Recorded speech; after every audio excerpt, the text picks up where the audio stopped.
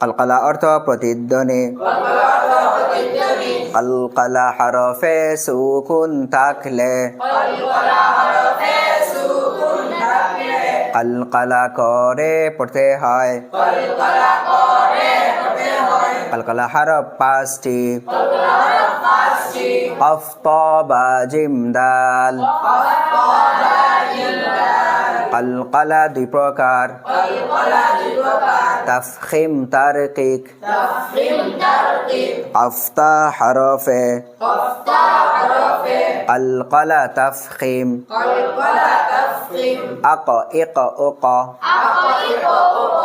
Up ইত উপ।